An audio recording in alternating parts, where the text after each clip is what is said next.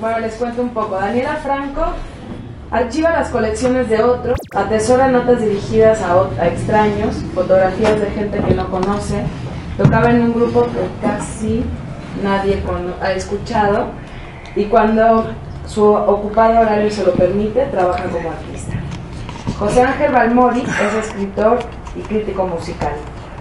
En 2012 publicó un libro con sus relatos para Editorial Mojo, bajo el título de Ascópolis. Actualmente trabaja en un segundo libro que lleva por título Palladium y en una telenovela cómica. Siempre está tratando de conseguir dinero sin hacer el menor esfuerzo. Daniel Saldaña París es escritor. Entre sus obsesiones se cuentan las Islas Coco y es autor del libro de poemas La máquina autobiográfica, editado por Bonobos 2012, y de una novela que publicará este año en la editorial Sexto Piso. Bienvenidos, chicos, los dejo. Bueno, creo que hubo una confusión porque algunas personas me dijeron a mí y a otros que sí iba a ser una conferencia para niños por lo del título. Entonces, no va a ser para niños, pero va a ser muy didáctica. Espero que nadie se lo tome como condescendiente ni nada, pero a mí me gusta ser muy didáctica y así lo voy a intentar hacer. Y también, bueno, voy a hacer como un repaso rápido y después ya hacemos un diálogo. No voy a hablar mucho de arte contemporáneo porque sé que en México tiene muy mala reputación el arte contemporáneo. Y bueno, la idea, lo que hice más o menos fue como si tuviera mi escritorio o mi taller o donde yo trabajo, hiciera así a todo y lo echara en un PDF. Entonces hay como las cosas que tienen que ver con el proceso, las cosas que tienen que ver con el arte en sí, hay de todo, porque para mí el proceso es igual de importante o casi más importante que la obra final, es donde yo más me divierto y lo que para mí es más representativo de mi trabajo, y lo que no siempre se ve. Esto, bueno, se los voy a leer para hablar como de la forma en que yo entiendo el arte o lo que a mí me facilita entender al arte. Se me ocurrió usar hoy a un artista que se llama Marcel Broodhars y que era un holandés, se murió como en el 70 y tantos, y no tanto su arte, pero como el camino que siguió para llegar a ser artista, yo me identifico mucho con él y por eso lo escogí. Entonces les voy a leer esto, que, bueno, dice: claro que ahora tengo un trabajo y me costaría mucho dejarlo. En mi ingenuidad, en verdad llegué a pensar, en verdad creí que podría posponer el elegir una profesión hasta el día de mi muerte. Como he caído en la trampa, sí, ahora, como todos los artistas, formo parte integral de la sociedad. Pero esa frase de posponer la ocupación o tu profesión o declararte como artista, como algo hasta el día que te mueras, es algo con lo que me identifico también en mi ingenuidad. Esto es algo que hice siendo estudiante y que nunca lo había mostrado en años, pero hoy se me ocurrió que lo iba a mostrar, como es para niños y didáctico y así, y se los voy a explicar rápidamente. Esta es la partitura del Clavecín bien temperado de Bach, que nunca he oído hasta hoy, y que fue la primera obra hecha como para un teclado. Y yo quise hacer como la adaptación al video de eso. Entonces fui a ver a un compositor que me enseñó más o menos a leer las notas, a hacer sus equivalencias matemáticas, lo cual ahora, muchos años después, sigo trabajando con músicos, pero con músicos que hacen canciones con 3 acordes y 4 coros, o que van y llevan un micrófono a una sala de cirugía plástica y luego con eso hacen música. O sea que hay una ironía ahí para mí que nunca volví a tener nada que ver con la música culta. Entonces lo que hice fue sacar un video de la biblioteca que eran las instrucciones para ser plomero y reeditarlo en una equivalencia de notas por cuadros de video, ¿no? Entonces hice todo un diagrama de cómo iba a tener una equivalencia cada cosa, y luego lo apliqué a la partitura y edité el video del plomero, que era un video de la biblioteca para enseñarte a hacer trabajos de plomería en tu casa. No voy a mostrar el video, pero nada más les cuento, ni siquiera sé dónde está. Y esto es otra obra también que hice que era basada en esa idea del hipograma, que es un texto en el cual todas las palabras son palabras en las que una letra del abecedario se deja fuera. Esta es una película de Barbra Streisand, que era dirigida por ella y actuada por ella, y yo hice un lipograma en BS, que era Barbra Streisand, y quité todas las imágenes de ella, su voz, todo, y era una película de 2 horas que quedó como en 5 minutos más o menos. Y tampoco la voy a mostrar, pero es para darles una idea como de lo que hacía cuando era lo que sea. Estudiante. No tengas gracias, miedo, no tengas miedo. Esto, durante mucho tiempo hice solo video, ahora lo dejé de hacer.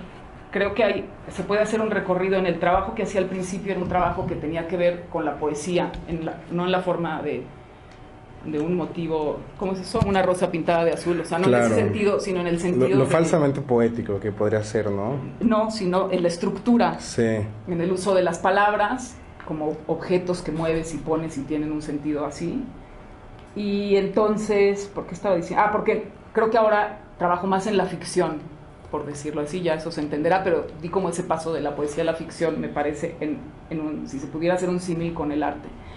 Y voy a ponerle solo un video que hice de un poema de un escritor americano que se llama Harry Matthews.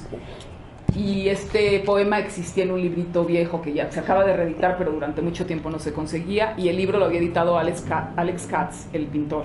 Y para mí era una idea como de otra vez volver a ilustrar algo con el video. Entonces ahora van a ver el video, pero el video está basado en un poema. Esta es una parte del poema y solo también tiene un contexto como del ulipo, como les había hablado antes, y es una restricción que se llama el perder, que es tomar una parte de un refrán y juntarla con el otro, que es exactamente lo que hace el Chapulín Colorado, que es como decir, más vale pájaro en mano que 2 de un tiro, por decirlo así. Entonces, más o menos esto es lo que hay atrás del video. Les voy a poner el video. ¿Lo pongo de plano así o...?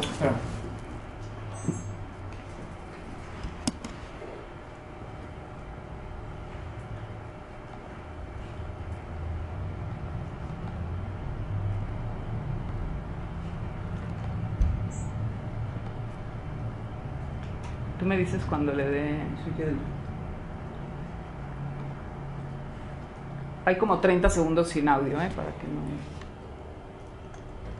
Y dura 45 minutos.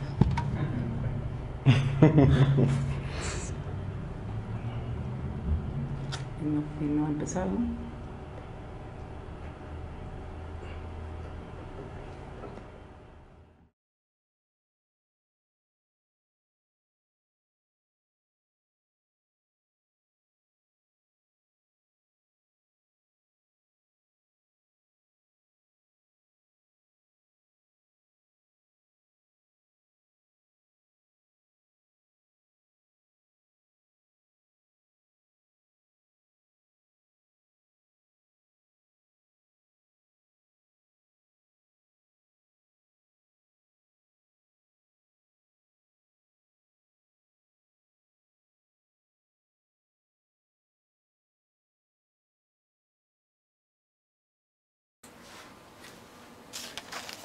Jack's reminders to the king of Caractica. Wait for no man. Time and tide, wait for no man. Stitches in time and tide, wait for no man. Sticks and stones and stitches in time and tide, wait for no man. Sticks and unturned stones and stitches in time and tide, wait for no man. Sticks and unturned rolling stones and stitches in time and tide, wait for no man. The things which are Caesar's and sticks and unturned rolling stones and stitches in time and tide, wait for no man. What goes up and the things which are Caesar's and sticks and unturned rolling stones and stitches in time and tide, wait for no man. Even breaks and what goes up and the things which are Caesar's and sticks and unturned rolling stones and stitches in time and tide, wait for no man.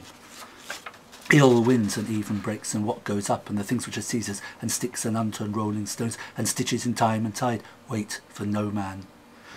Roads to Rome and ill winds and even breaks and what goes up and the things which are Caesar's and sticks and unturned rolling stones and stitches in time and tide wait for no man. The road to hell and the roads to Rome and ill winds and even breaks and what goes up and the things which are Caesar's and sticks and unturned rolling stones and stitches in time and tide wait for no man. All roads, the road to hell and the roads to Rome and ill winds and even breaks and what goes up and the things which are Caesar's and sticks and unturned rolling stones and stitches in time and tide wait for no man.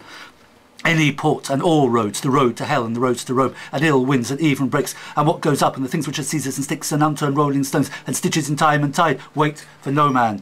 Every cloud and any port and all roads, the road to hell and the roads to Rome and ill winds and even breaks and what goes up and the things which are Caesar's and sticks and unturned rolling stones and stitches in time and tide wait for no man. The west that is west and every cloud and any port and all roads, the road to hell, the roads to Rome and ill winds and even breaks and what goes up and the things which are Caesar's and sticks and unturned rolling stones and stitches in time and tide wait for no man.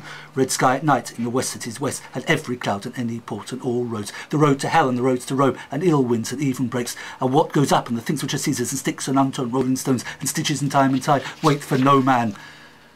The east that is east and red sky at night in the west that is west and every cloud and any port and all roads, the road to hell and the roads to Rome and ill winds and even breaks and what goes up and the things which are Caesar's and sticks and unturned rolling stones and stitches in time and tide wait for no man.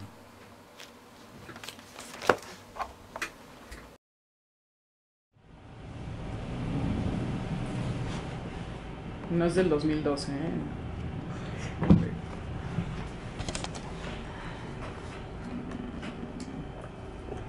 ¿Cuál era?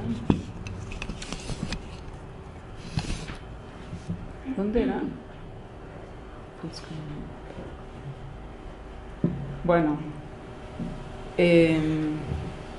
sigo. Esto no me voy a tardar mucho. Solo son para proyectos que hice de curaduría y en los que pongo aquí nada más porque fue para mí como había para mí muchísima insatisfacción en la curaduría. Era como un trabajo que era muy poco interesante, excepto por la colaboración con otros, pero el resto era era mucho trabajo, juegos de poder, cosas que no eran interesantes, pero se me quedó de ahí la idea de que me encantaba colaborar con otros, sobre todo si era gente de otras disciplinas. Entonces este es un proyecto que hice basado en unas cosas de un texto de Vila Matas, y este es otro también de una selección de videos. Bueno, voy a usar este proyecto que es muy simple, muy sencillo y que me parece que con él se puede explicar más o menos el proceso de creación, así que lo escogí por eso, que es como muy fácil de explicar. Entonces, me invitaron a hacer una exposición en un museo de París que enseña principalmente colecciones de arte contemporáneo, colecciones ya establecidas, y esta fue la obra que presenté, ¿no? Entonces, un día en una oficina de dentista me encontré esta nota de un periódico local que hablaba de un señor que había guardado los zapatos de su hijo desde que nació hasta que cumplió 18 años, y el hijo acababa de cumplir 18 años y entonces era como el momento de ya se terminó la colección, y salía la nota y ya no me acuerdo qué dice, y la foto del hijo con todos los zapatos. Entonces hablé al periódico, busqué al señor y le pedí que me dejara fotografiar los zapatos. Y yo, que me gustan mucho las colecciones, cuando alguien me habla de una colección que ha hecho durante 18 años, me imaginaba que iba a tener algún tipo de display de la colección, pero las tenía así, porque para él lo importante era el hecho de coleccionar y no la colección en sí. Era como llegar al punto en que habían pasado los 18 años y él había juntado los zapatos del hijo, el hijo había cumplido 18, se acabó. Entonces era como una oportunidad de transformar, de hacer una ficción de algo que no era, ¿no? O sea, el señor era un banquero, tenía los zapatos podridos en bolsas, y yo lo quería transformar en lo que a mí me gustaba, como a mí me gustaba ver lo que era en un coleccionista, ¿no? Y con un romanticismo. Además, el hijo, el día que llegamos a sacar las fotos, tenía hepatitis, entonces estaba en cama, así que los zapatos que traía ese día nos los dio también. O sea, literalmente eran todos sus zapatos, incluidos unos que, bueno, esta era la invitación, incluidos unos que le había firmado bueno, me quiero regresar nada más para decirles, anunciamos la exposición como A. Durán, un banquero un empleado de banco mexicano, decidió mantener todos los zapatos de su primogénito, o guardarlos, perdón, desde el día que nació hasta el día que cumplió 18 años. En el 2006, Ángel Salvador, porque así se llamaba el hijo, llegó a la mayoría de edad. Para esta ocasión, la Maison Rouge es centro de arte dedicado principalmente a mostrar colecciones privadas. Presentaba la colección de Ángel Salvador por primera vez. Entonces, bueno, ahí estaba la invitación, y lo que se veía era todos los zapatos, que ya no me acuerdo, 200 creo, más o menos, y hicimos una vitrina como se suele hacer en este tipo de exposiciones, en la vitrina que puedes ver la historia del coleccionista y tal, y bueno, la foto de él y todo, y las anécdotas que había en torno al hijo, que tenía una obsesión con un jugador del Cruz Azul o de algo que no me voy a acordar, y le había firmado los zapatos, y como que es un proyecto mío, pero yo no me veo casi por ningún lado. Y eso es algo que me gusta y que me ha traído muchos problemas también, porque no me doy a conocer, en el sentido de que los artistas se deben dar a conocer, ¿no? Bueno, aquí estas son imágenes que voy a pasar más o menos rápido, pero de las cosas que para mí son tan importantes como el arte. Y si hubiera una cosa en la que no se tiene que exhibir una obra de arte terminada, sino se pudieran exhibir procesos, este es el tipo de cosas que yo mostraría. Esta es una nota, por ejemplo, de una enfermedad que había en el periódico en 2001 y la he guardado desde entonces, de una enfermedad que se llama, creo, afasia visual, que es alguien que ve las cosas y no las puede recordar. Y entonces ella, por ejemplo, solo puede recordar números y letras. Entonces, para saber que un coche viene y no la va a atropellar, ve la placa, pero lo demás no lo identifica. Entonces, y esto, para mí, esta nota del periódico la tengo fotocopiada, la guardo, la llevo a todos lados, y nunca he hecho nada. Creo que me ganaron, incluso en Madrid hubo una exposición sobre el tema, pero yo, no sé, algún día se me ocurre, pero, en fin, guardo muchas cosas. Esta es otra cosa que a mí me interesa mucho, que no sé cómo se llama en español, pero en inglés y en francés se llama debris. Y en este caso en concreto, es lo que queda cuando estalla un avión o algún tipo se reconstruye el avión, y las piezas que quedan se van poniendo en donde deberían haber estado. Entonces tiene que ver con los mapas, las topografías, lo que queda de algo y cómo se puede volver a armar algo con los restos. Bueno, esto me lo voy a saltar. Esto nada más porque las coincidencias me gustan mucho, y quise poner esto porque estaba buscando Kermit en Google Images y me salieron esas dos imágenes así tal cual. Esta es una captura de pantalla, y esto se llama, se me va a olvidar el nombre, no se llama ¿cómo se llama cuando dos imágenes se parecen? Convergencias. Y bueno, me gustan y las guardo y las recojo de internet, ¿no? Esta es otra, de un dibujo de Momus, un cantante, y de Alain Delon en El gato pardo, Morrissey y Perec, del que les hablaba antes, y un grupo que se llama Veronica Falls, y una pintura de Freud. Entonces, este tipo de cosas que voy guardando, las pongo porque así como me gusta caminar la ciudad e ir recogiendo cosas, me gusta también como caminar internet, por decir, y ir recogiendo cosas que a lo mejor luego nunca voy a usar en nada. Esto tampoco tiene importancia. Esto es nada más para que me gusta como verlo, el lado moderno y el lado antiguo. Son cosas de los años 50 que viviendo en París te encuentras en todos lados, y esta revista es, bueno, en fin, la voy a soltar. Es una frase también que alguien puso en Twitter que me gustó, que era: soy un artista de los nuevos medios y mis medios principales de trabajo son Google y Wikipedia, ¿no? Y luego dice, ahora se pueden burlar, ¿no? Pero en fin, me gustan al mismo tiempo las cosas muy artesanales como esto, que se me empezaron a morir mis discos duros y decidí que iba a ser como un traspaso de lo que tenían los discos duros en papel, porque me iba a quedar sin nada. Entonces es también como un mapeo de todos mis discos duros.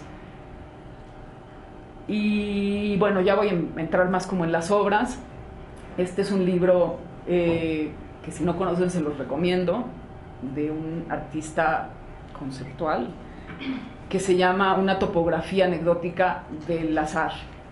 Y él lo que hace es que a partir de algo que no tiene importancia, como un pedazo de pan, va creando toda una serie de anécdotas, desde lo que es el pan en sí hasta quién se lo comió, por qué lo mordió, dónde estaban, y luego va bajando de nivel hasta las migajas, dónde estaban las migajas, por qué quedaron ahí, anécdotas que están relacionadas con eso, y diagrama, un mapeo reconstituye la mesa en donde estaban comiendo y luego hace un diagrama de la mesa, ¿no? Entonces, bueno, y yo tengo este proyecto que no tiene nada que ver, pero solo porque se llama igual, que es una topografía anecdótica de París, en la que también, como camino mucho, a mí el arte de caminar, o el caminar como arte, me gusta mucho, y siempre y las coincidencias me ocurren muchísimo, me encuentro famosos, o me pasa que veo a la misma persona 4 veces en un día en lugares completamente distintos, y entonces voy anotando todo eso y mapeándolo, viendo las calles en donde lo hice, para ir creando una topografía de la ciudad a partir solo de mis experiencias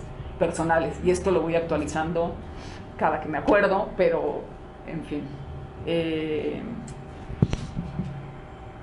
Esto me lo voy a saltar, pero creo que luego Balmori va a querer que regrese. Este es otro proyecto que tiene más o menos la misma base, y también hay un asunto muy importante en este proyecto que a mí me gusta mucho, y que es el fracaso. A mí me encanta el fracaso y como el potencial del fracaso, ¿no? Entonces, esta era una exposición de todas las cosas que yo había ido recogiendo de la calle en París, porque como en París la gente camina, en México creo que la gente camina mucho menos, entonces tira cosas, tira notas, fotos, etcétera, y yo cada vez que veía una la recogía. Y fui haciendo una colección, y como todo era más o menos dentro del mismo barrio, se me ocurrió que iba a proyectar todo lo que me iba encontrando en una vitrina, para que la gente que pasara por la calle, si veía que era algo suyo, entrara y lo reclamara. Entonces yo pensé también ingenuamente, por eso les puse esa nota de Rothers al principio, porque creo que la ingenuidad también es una línea conductora, que la gente al entrar recogía su objeto, pero yo se lo iba a firmar y enmarcar, y entonces se iba a llevar su papel perdido, su lista del súper, la foto de los niños, hecha obra de arte y numerada por mí. No entró nunca jamás nadie, me llevé todas mis cositas a mi casa, y luego...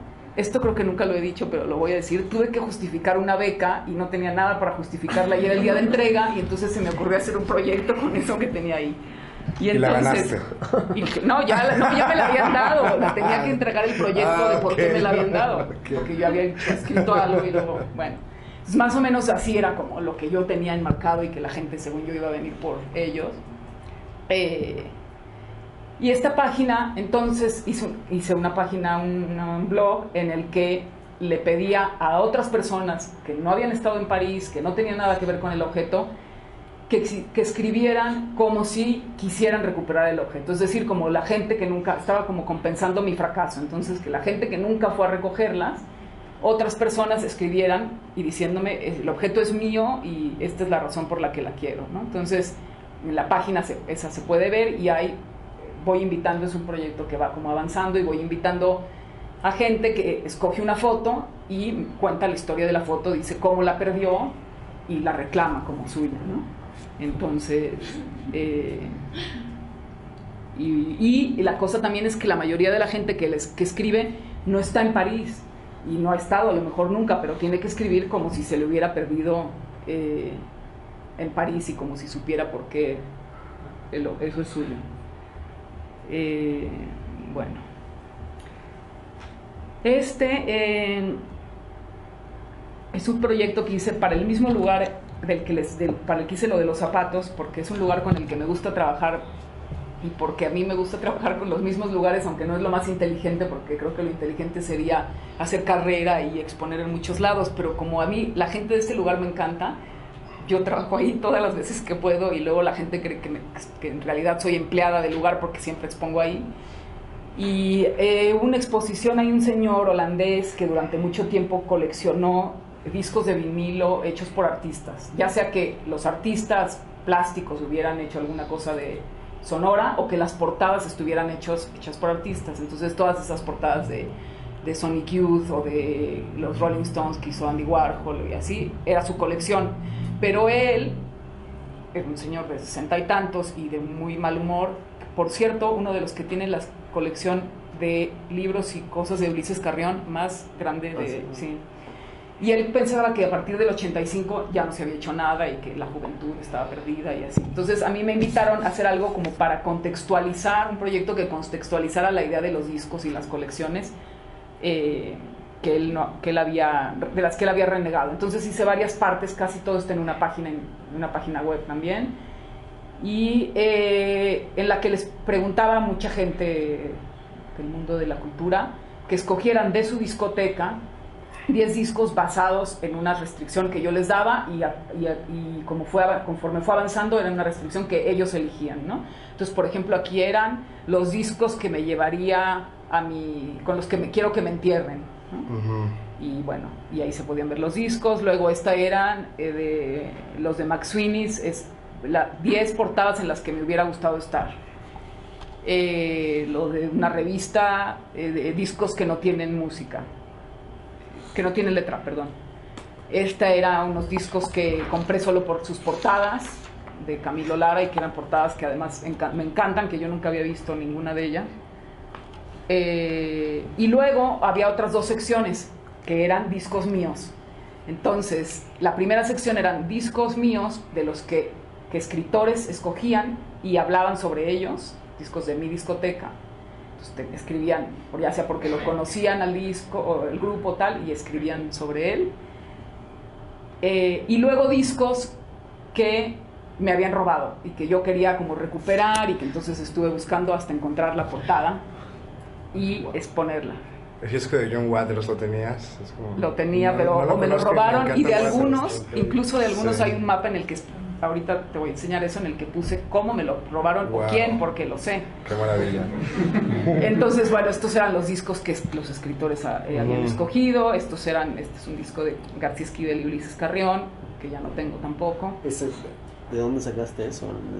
Pues porque hay un lugar un instituto para... Ulises Carrión lo adoran en Holanda, y él es casi como holandés. Aquí no nos importa, o ya nos está importando, pero mucho tiempo no.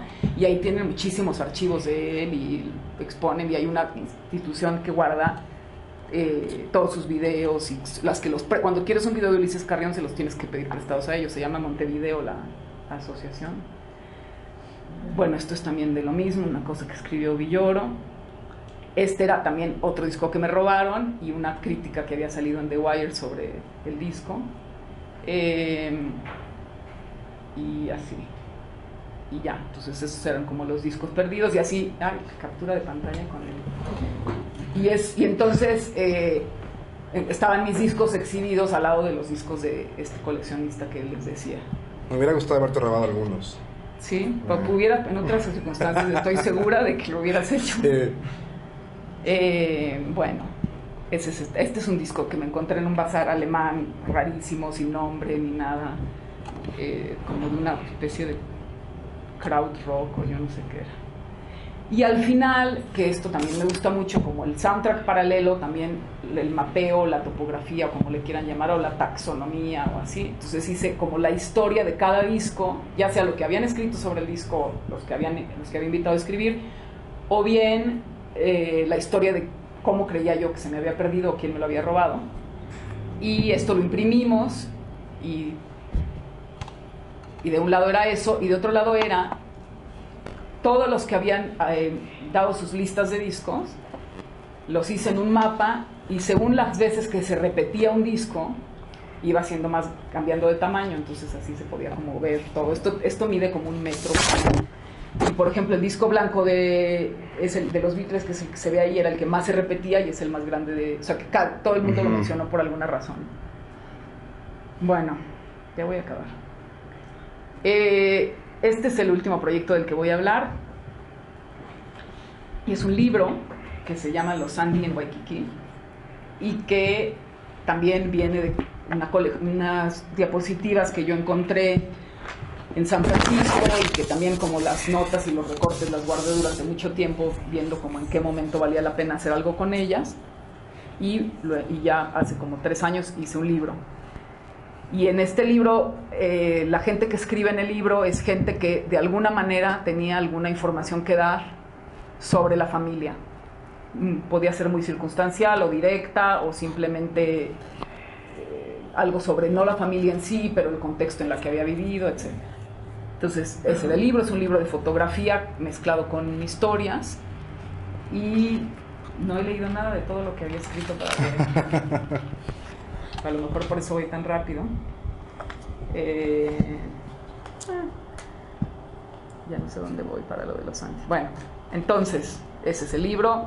El libro también muestra el proceso, los emails mandados para pedir que se participara en el proyecto. Y las imágenes. Mientras paso las imágenes les voy a contar lo que sucedió después, que fue que se tenían que hacer las presentaciones del libro, y yo descubrí que no había nada más aburrido que una presentación del libro, porque era leer del libro, era como terrible. Entonces yo tenía ganas de hacer algo diferente y me inicié en la presentación del libro Sui Generis, y las primeras que hicimos, yo, ahorita voy a llegar a eso, pero yo asumía que todos los que estaban sentados en la sala habían leído el libro, entonces yo ya partía como de que todo el mundo había leído el libro y nadie entendía nada, y me sugirieron que igual había que contar de qué se trataba el libro, y como eso se me hacía muy aburrido,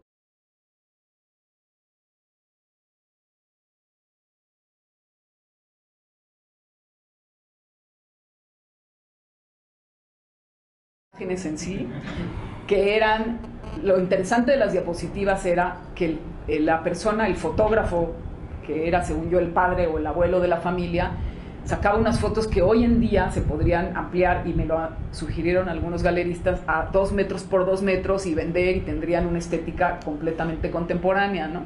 Y para él, yo casi podría decir que lo que yo me encontré eran las que él había tirado en algún momento, o sea, las que no servían, ¿no? Pero ya hoy tenían otras, y había cosas muy simpáticas como estas, que se iban de vacaciones ellos dos nada más, y se ve que se pasaban la cámara. Entonces uno tomaba la foto, luego se la pasaba y ella le tomaba la foto a él. Y también hay muchas cosas así como muy tristes. Y iba a aclarar algo, pero me lo van a preguntar seguramente, entonces lo aclaro después. Me van a recriminar. Pero bueno, entonces estas son las fotos del libro y los textos que tenían relación con las fotos. Y cuando empezamos a hacer las presentaciones, quiero volver a esa imagen del debris, ¿se acuerdan de lo del avión con los pedazos así?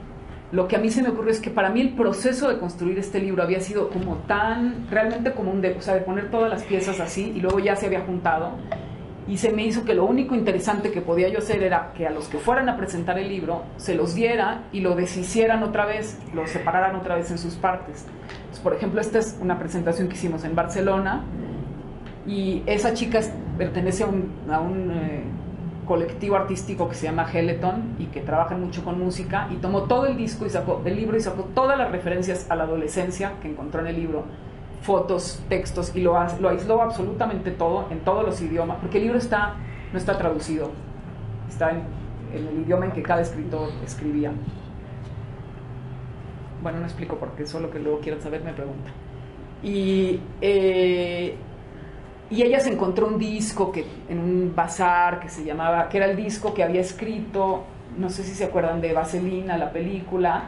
El personaje de Olivia Newton-John se llamaba Sandy, y John Travolta le cantaba una canción, y luego había una fan en los años 80, cuando haya sido, que se llamaba Sandy, y le cantaba una canción de amor a John Travolta, y ella se encontró el disco. Entonces ya era como cosas anecdóticas al proyecto, pero que le iban dando nueva vida. Y Pablo Rafael, que es, como se ve, está ahí entretenidísimo, hizo una tesis sobre el libro, o sea, hizo como una parte de su tesis sobre el libro, también lo separó en pedazos, y bueno, y empezamos a trabajar así. Entonces, después de este es un escritor catalán que también había escrito en el libro, y ya las siguientes presentaciones fueron todas así.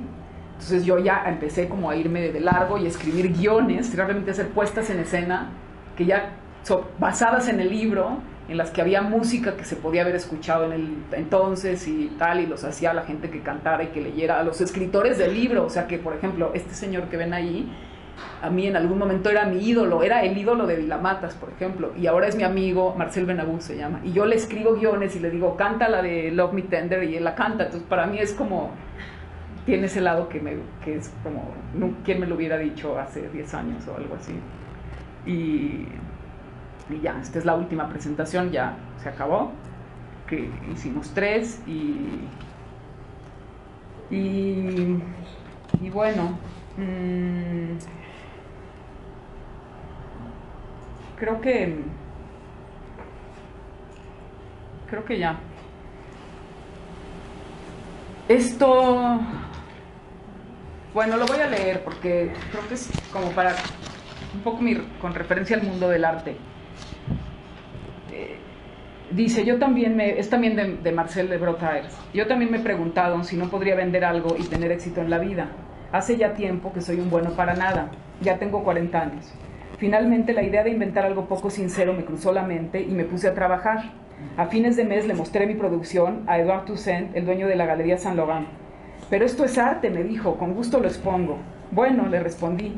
Me dijo que si yo vendía algo, él se quedaría con el 30%. Esas son al parecer las condiciones normales. Algunas galerías se quedan con el 75%.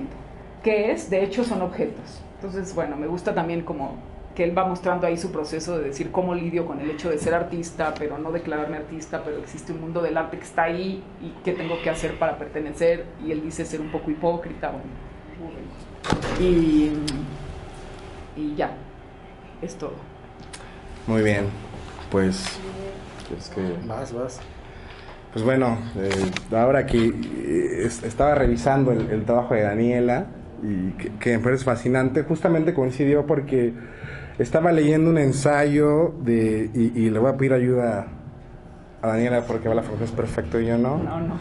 De un filósofo francés, marxista, Henri Lafèvre, así es como lo pronuncio yo, pero tú nos darás me gusta más cómo se pronuncia. Pero ¿cómo se pronuncia? Sí. Hombre. Y si hay alguien que hable francés se va a burlar de mi acento, pero se pronuncia Henri Lefebvre. Muy bien, bueno, él tenía un ensayo muy interesante llamado Lo cotidiano y la cotidianidad, ¿no? Y decía justamente que cuando se elimina cualquier actividad especializada del individuo, del hombre, lo que queda es lo cotidiano, ¿no? Pero justamente ahí en lo cotidiano, a través del aburrimiento, es donde todas las ideas sociales se organizan y se imaginan, ¿no? Y se da pie a algo. Hay una construcción de la realidad a través de uno mismo que es constante, que tiene que ver con la idea del ser, del aburrimiento, ¿no?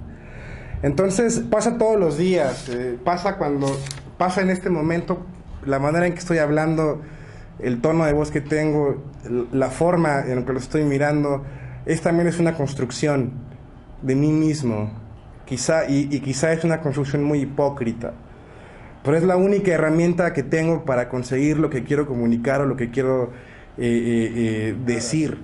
En todo el trabajo hay una intención de dar una lectura que pareciera referencial, pero que cuando uno se acerca a ello no lo es. Por ejemplo, hay una serie de símbolos en el trabajo These Boots Are Made for Walking, la canción de Lee Hasselwood. Tienes esta serie de zapatos que han ido recuperando el padre o sea, si uno se asoma a los zapatos, también hay una representación como muy llena de la identidad. Hay unos zapatos horribles que parecen como Apache, ¿lo notaste? Ah, sí. Pero también hay unos zapatos de futbolista, hay unos zapatos de skater. O sea, ¿qué quiere decir uno? Que uno tendría derecho a construirse constantemente sobre lo que desea o sobre... Entonces eso particularmente me gusta del trabajo de Daniela, ¿no? No creo que... Es muy valioso y es muy rock por ello, porque nos da como una pista, pero tampoco es lapidario, ¿no? Entonces, para mí... esencialmente es eso, uno tiene el derecho de interpretar y de reinterpretar y de deconstruir. También Los Andes Waikiki habla un poco de ello, ¿no? Es una serie de imágenes, es un conjunto de imágenes, quizá parecerían aleatorias o no, pero que nos dan un significado muy personal, ¿no? Y ese significado es la única realidad que conocemos. Y como es la única, pues nuestra responsabilidad sería como dar una lectura a través de ello, ¿no? Entonces... yo quiero empezar hablando de eso, ¿no? De dónde empieza como el derecho a construir esta identidad y cómo se comunica con el espectador, ¿sabes? Claro.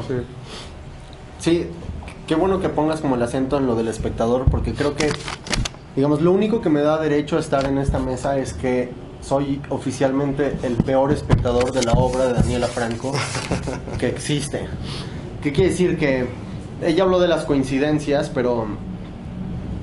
quiero creer, digamos, las personas a las que les suceden muchas coincidencias todo el tiempo, o las historias en las que suceden muchas coincidencias todo el tiempo, son también en las que suceden más equívocos y más torpezas y más errores y más tropiezos, ¿no? Y creo que soy el espectador más tropezado de la obra de Daniela, que en todas las partes donde había algo que se podía interpretar de la manera ingenua, yo lo interpreté de la manera más ingenua posible. Nunca entendí nada de la obra de Daniela desde el principio, me equivoqué en todas las lecturas posibles, pero a un nivel, ya de hermanos Marx, o sea, de que me mandó un mail en algún momento para participar en algo y creí que me estaba escribiendo otra persona, entonces le respondí con una familiaridad como rara porque no sabía que era ella, después me enteré que era ella y que era además la persona que había hecho el libro de los Andy en Waikiki, que es, digamos, el proyecto por el que la conocí. Pero lo que voy es que, digamos, las personas rodeadas de coincidencias suelen estar rodeadas de equívocos. En mi caso he caído en todos los equívocos posibles con la obra de Daniela y voy a seguir cayendo. Lo cual me remite como a su idea de la ingenuidad. No solo la ingenuidad en su obra, como la ingenuidad del artista de creer que justamente que todos los que pasen por el barrio en París van a ver la vitrina, van a ver sus objetos y van a entrar a recuperarlos. Esa ingenuidad del proyecto inicial como que se traslapa al espectador, que cae en ese mismo tipo de ingenuidades todo el tiempo cuando se acerca a su obra, ¿no? Que llega y dice, ay, mira, qué bonito aquí cómo se encontró todas las fotos y qué curioso que, pues, fulano de tal hubiera conocido a la familia de los Andy. Es decir, no les quiero deshacer toda la historia del libro de los Andy, pero hay un montón de coincidencias ahí que permiten al espectador asumir un nivel de ingenuidad que lo desnuda constantemente, ¿no? El espectador está todo el tiempo siendo defraudado por el artista, porque es una artista fraudulenta, digamos. Al principio dijo Daniela, sí, no, fraude, ¿qué son? Al principio dijo Daniela que el arte contemporáneo tiene mala prensa o mala fama o mala reputación en México, lo cual es completamente justificado porque, como todo el mundo sabe y se dice en voz alta constantemente en todos los salones de pompa y circunstancia, el arte contemporáneo es un fraude, ¿no? Entonces, digamos, asumiendo esa máxima tan conservadora del arte contemporáneo es un fraude, pues Daniela un poco lo que hace es decir, bueno, pues asumamos que es un fraude y cómo lo vamos a usar y cómo vamos a jugar con ello de una forma divertida, ¿no? Y como espectador es muy divertido equivocarse todo el tiempo, en vez de acercarse, digamos, a la obra con la mamonería con la que te acercas, digamos, siempre los artistas te dan la obra y el discurso sobre la obra, ¿no? En general se empeñan en que el discurso sobre la obra sirva para hacer legible la pieza. Y no sé si Daniela quiere eso y no le sale, o deliberadamente busca otra cosa, que es lo más probable, y efectivamente es muy críptica. Entonces el discurso sobre la pieza sirve para que el camino entre el discurso y la pieza sea atropellado, accidentado, lleno de ingenuidades que contagian al espectador una suerte de desnudez frente a la pieza. No por decir que es como el redescubrimiento de lo estético o del objeto o de la belleza, sino que esta parte como de equívoco, de tropiezo y de asombro es parte como sustancial del trabajo de Daniela, según mi lectura, que, repito, es la peor de todas. Bueno, me encanta como su fijación con algunas obsesiones que tenemos en común, ¿no? Como las listas o las colecciones, ¿no? Todo esto de los zapatos me gusta y alrededor de los discos, como el fetichismo de la colección, ¿no? Claro. Como la cosa de ponerle un aura a algo que no lo tenía. O sea, los zapatos están en una bolsa de basura y lo que hace realmente el coleccionista, digamos, es como elevar a otro estatus, claro, como estético, algo que en principio no lo tiene, que en principio es prácticamente azaroso. Por cierto, a ti que te gustan las colecciones y los instructivos, Francisco Hinojosa tiene una colección de instructivos. Wow. Instructivos de, no sé, de cómo operar este microondas, cómo operar esta licuadora, sobre todo electrodomésticos, ahora que lo pienso, pero tienen muchísimos instructivos y es una colección increíble, porque muchos de ellos están escritos pues originalmente en japonés y traducidos como con Google Translate o cualquier cosa. Son indescifrables, son como construcciones lingüísticas hermosas, Claro. en su indescifrabilidad absoluta, ¿no? Sí, es como muy interesante esta idea que manejas. Bueno, a mí me llama la atención el fraude, ¿no? En lo que significa ser un fraude. Supongo que el fraude llega a la vida de alguien cuando está lleno de expectativas sobre cualquier cosa, pero cualquier persona con un criterio más o menos desarrollado sabrá que a largo plazo nadie tiene futuro. Así que en realidad todo y nada significan un fraude siempre, ¿no? Esta construcción sobre la expectativa de creer que tú, como estando al otro lado del espectador, tienes el derecho de que las cosas te vengan empaquetadas o en instructivos o digeridas, también es una cobardía de pensamiento, ¿no? Uno cree que merece cualquier tipo de explicaciones con respecto a todo lo que veo, todo lo que conoce. Sin embargo, uno solo puede construir el mundo a través de su experiencia.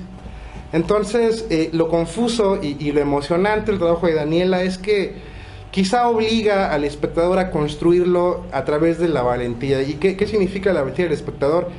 Que un espectador tenga el valor de generar una idea sin temor a ser juzgado, criticado por este alto mundo del conocimiento del arte, ¿no? Siempre el arte es algo para iniciados, ¿no? Y quiero volver a lo que decía Daniel en un principio, porque es un tema que me puede especialmente, que es el de que te sientas burlado por el trabajo. Porque, bueno, aquí no he hablado mucho como de la ficción que hay detrás de mucho de lo que vieron, hay ficción. Si conocieran la obra en detalle, si tuvieran el libro, la idea, la esperanza es que esa ficción se descubre, ¿no? Y esta es la segunda vez que alguien me reclama porque no la descubrió, y eso me siento mal porque no es para nada mi intención. No, pero digamos, eso es de las cosas que me hacen como acercarme más a la obra, o sea, fuera de recriminártelo, solo digo, soy el peor espectador posible de tu trabajo, y el mejor, o sea, digamos, no es posible que juegues a hacer una ficción sin aspirar a que alguien caiga en ella. Es decir, estás jugando con que quieres y no quieres que la gente caiga en la trampa. Quieres que la descubran y no quieres que la descubran. Sí, y entonces, pero no en un plan yo soy, digamos, yo soy el perfecto. O sea, sí, bueno, pues yo soy el perfecto porque caigo y luego me doy cuenta de cosas. Y de algunas cosas que me doy cuenta seguro ni siquiera están. O sea, ¿sabes? Como que interpreto todo mal, así. Leo todo chueco y me gusta dónde me deja eso, porque no es una ficción construida justo como alrededor de la figura del artista. Gracias. Gracias.